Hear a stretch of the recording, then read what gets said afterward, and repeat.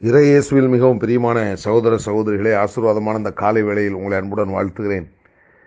இந்த நாள் இனிய நாளாக அமைய புனித லூக்கா எழுதிய நற்செய்தி அதிகாரம் 20 இறை வசனங்கள் 27 முதல் 40 வரை உள்ள இறை வார்த்தைகளை இன்று நாம் தியானிக்கிறோம். இன்றைய நற்செய்தி பகுதியில் ஆண்டவராகிய இயேசு கிறிஸ்துவை சதுசேயர்கள் சிலர் அணுகி உயிர்த்தெழுதலை குறித்த ஒரு சந்தேகத்தை அவர் முன்பதாக எழுப்புகிறார்கள். அந்த சந்தேகத்திற்கு ஆண்டவராய் இயேசு கிறிஸ்து தெள்ளத் தெளிவாக பதிலளித்து அவருடைய சந்தேகத்தை போக்குவதை நாம் இன்றைய நற்செய்தியில் நாம் பார்க்கிறோம்.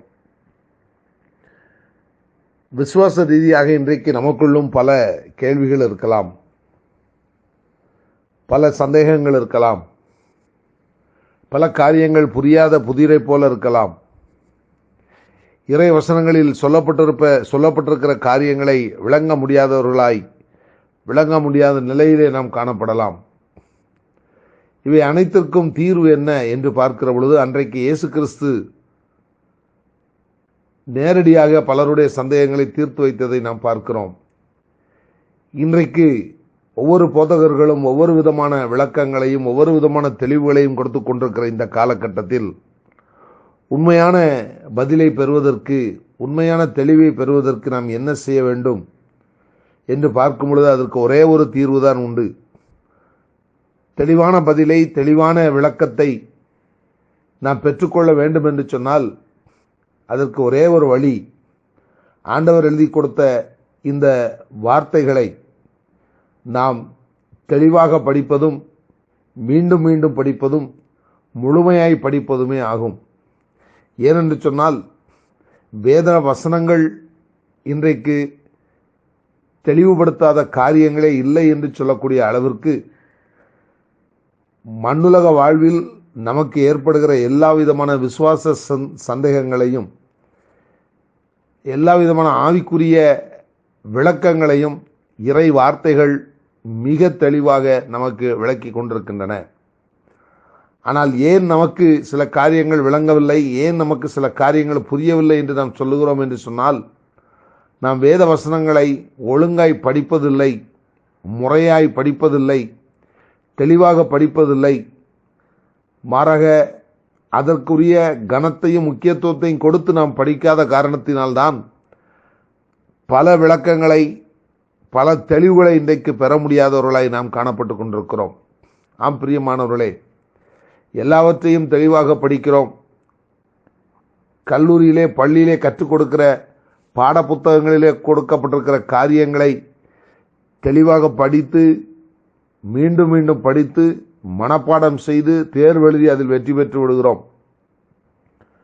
திரைப்படங்களிலே வருகிற பல்வேறு விதமான கதை வசனங்களை மீண்டும் மீண்டும் கேட்டு அதே வசனங்களை நாமும் பேசிவிடுகிறோம். இப்படி உலகு சார்ந்த எல்லா காரியங்களிலும் கவனத்துடனும் மிக ஞானத்துடனும் நடந்து கொள்ளுகிற நாம் ஆண்டவருடைய வேத வசனங்களை எப்படி பார்த்து கொண்டிருக்கிறோம், எப்படி படித்து கொண்டிருக்கிறோம், எப்படி தியானித்து கொண்டிருக்கிறோம் என்பது ஒரு மிகப்பெரிய கேள்விக்குறியாக காணப்படுகிறது.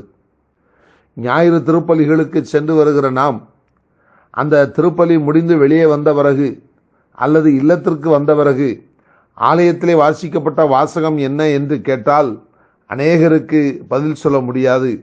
ஏனென்று சொன்னால், வாசகம் வாசிக்கிற பொழுது அவர்கள் ஆலயத்திற்குள் இருந்தது உண்மைதான், வாசகம் வாசித்ததும் உண்மைதான், வாசகம் வாசிக்கும் பொழுது அதை அமர்ந்து கேட்டதும் உண்மைதான். ஆனால் என்ன வாசித்தார்கள், அந்த வாசகங்கள் என்ன சொல்லியது என்று கேட்டால் நமக்கு அதை திரும்ப சொல்ல முடியாத நிலையில் காணப்படுகிறோம். ஏனென்று சொன்னால் நாம் அதற்கு கொடுத்த முக்கியத்துவம் அவ்வளவுதான். ஆம் பிரியமானவர்களே, எந்த அளவிற்கு இறை வார்த்தைகளுக்கு நாம் முக்கியத்துவம் கொடுக்கிறோமோ அந்த அளவிற்கு இறை வார்த்தைகள் நம்மை தெளிவுபடுத்தும்.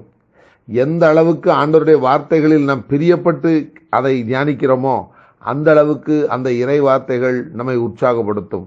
ஆகவே சதுசேயர்களுக்கு உயிர்த்தெழுதலை குறித்த சந்தேகம் வந்தபொழுது அதை இயேசு கிறிஸ்துவிடத்திலே வந்து கேட்டு இயேசு கிறிஸ்து அதை தெளிவுபடுத்திய பிறகு நன்றாய் சொன்னீர் என்று சொல்லக்கூடிய அளவிற்கு அங்கே சூழ்நிலை மாறியது.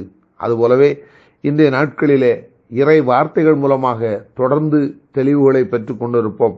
நமக்கு என்னென்ன சந்தேகங்கள் விசுவாச வாழ்க்கையிலே காணப்படுகிறதோ அந்த அனைத்து சந்தேகங்களுக்கும் வேதத்தில் பதில் உண்டு என்கிற மனநிலையோடு வேத வசனங்களை நாம் தியானிக்கிற பொழுது, வாசிக்கிற பொழுது நிச்சயமாக நம்முடைய அனைத்து கேள்விகளுக்கும் பதில் உண்டு, அனைத்து குழப்பங்களுக்கும் தெளிவு உண்டு என்பதில் எந்த விதமான சந்தேகமில்லை.